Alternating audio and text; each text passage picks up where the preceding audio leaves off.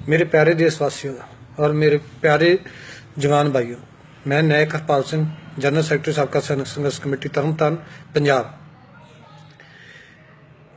आज हम 25 जनवरी 2017 को रक्षा मंत्री के साथ हमारी मीटिंग हुई थी, जिसमें हमारे रक्षा मंत्री जी ने हमें ये कहा था कि जवानों की मांगें बहुत जायज़ हैं और सही है, मैं इनके साथ सहमत हूँ और ये हल होनी चाहिए। उसके बाद दूसरी मीटिंग हमारी हुई 1 मार्च 2017 को शाम को 4 बजे, जिसमें हमने अपने जवानों की मुश्किलों के बारे में जब बात की उनसे, तो हमारे रक्षा मंत्री जी ने कहा कि जवान तो बुज़दिल हैं। जवानों के मेरे पास रिपोर्ट पड़ी हुई है कि जब गोली चलती है, जब कहीं पे मुकाबला होता है, तो जवान जो है लैट्रिन बाथरूम में जाकर के सिर्फ जाते हैं और हमारे बहादुर अफसर जो हैं वो अपना वहां से बाहर निकल करके मुकाबला करते हुए शहीद हुए हैं और हमारे अफसर बहादुर हैं। तो यहाँ पे जवानों की पूरी बेइज्जती की गई। फिर हमने मसला उठाया कि हमारे जो डिसेबिलिटी जवान हैं, जो 100% कंडम हो जाते हैं, वो जो चलने फिरने लायक नहीं रहते, उनका पेंशन बहुत कम है, डिसेबिलिटी पेंशन बहुत कम दिया जाता है उनको।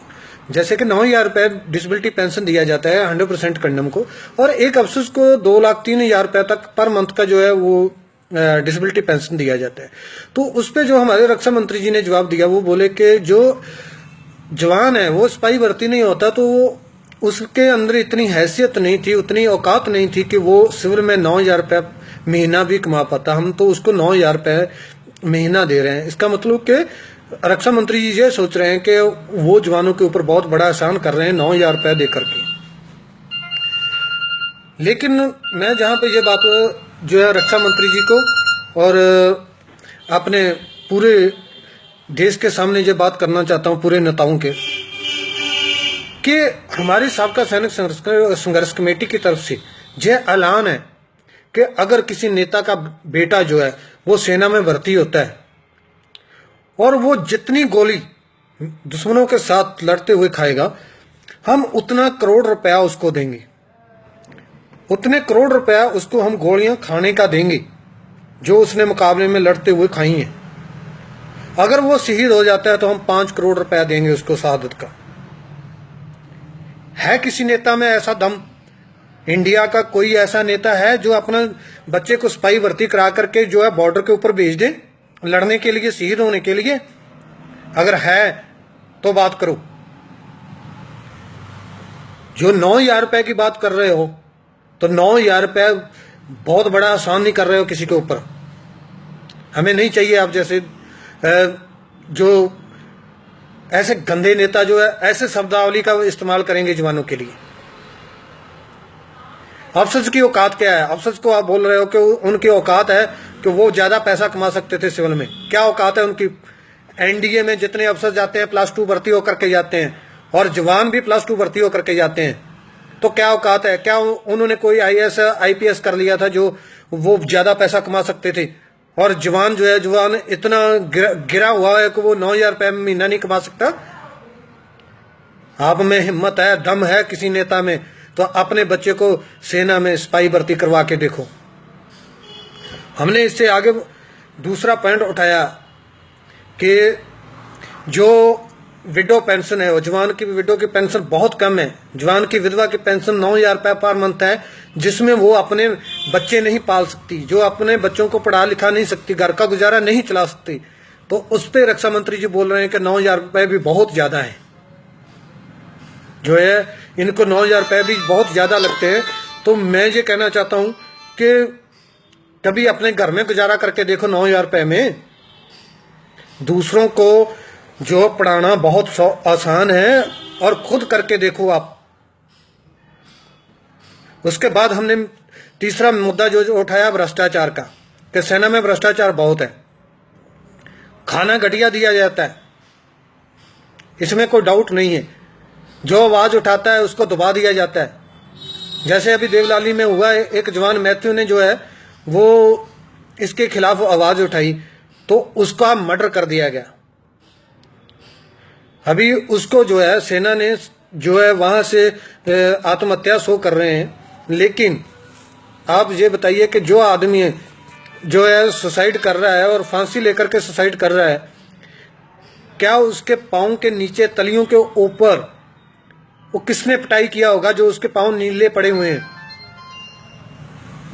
उससे साफ यार होता है कि उसको पहले टॉर्चर किया गया अफसोस द्वारा, उसके बाद फांसी देकर के उसको मार दिया गया उसका आत्महत्या करने के लिए।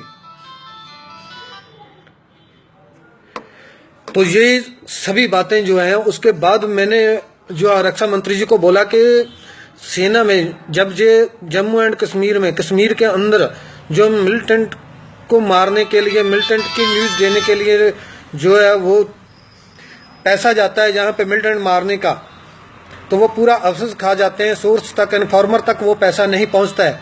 तो कोई इन्फॉर्मर कैसे जो है वो अपने परिवार का, खुद का जान जो है खतरे में डालेगा कि वो आपको इंफॉर्मेशन दे, और पैसा उसको आप नहीं दो, उसको दे दो। क्या दे रहे हैं वहां पे सोर्सेस को, इन्फॉर्मर को क्या दे रहे हैं? जवानों के राशन में से केरोसिन, दाल, चावल। तो इससे कोई अपना परिवार मरवाएगा? कोई खुद मरेगा उसके लिए? तो ये सभी बातों को लेकर के मैं आज 7 दिन हो गए जो है रक्षा मंत्री से बात हुए, 7 दिन मैं सोया नहीं हूँ। मेरे आप आंखों की तरफ देख सकते हैं कि अभी तक लाल है, इतना गुस्सा है, इतना दिमाग में बारूद भर गया है कि ये हमारे जो है रक्षा मंत्री जो हमारे जवानों के लिए ये सोच सकते हैं, हमारे लिए ये सोच रहे हैं, बहुत शर्म की बात है। मुझे खुद को अभी जवान कहने में शर्म महसूस होती है जब ये बातें जो है सिविल में पहुंचेंगी, जहां पे वो जो सिविलियन हमें एक सेना का जवान समझ करके इज्जत देते थे, अभी जब उनके सामने जाएंगे तो वो सोचेंगे ये वही जवान है जो फायरिंग होने पर लैट्रिन बाथरूम में घुस जाते हैं। हमारी क्या इज्जत है? आज हमारी जो है वो भारत सरकार द्वारा, जो रक्षा मंत्री द्वारा हमें अपनी औकात दिखा दी गई है। अभी हमें जो है वो अपने आप को सेना का जवान कहने में कोई गर्व महसूस नहीं हो रहा है, अभी शर्म महसूस हो रही है कि हमने ये गलती कैसे हो गया हमारे से कि हमने जो है वो देश के लिए इतना कुछ कर दिया और देश की सरहदों पे अपना मरने के लिए तैयार हो गए।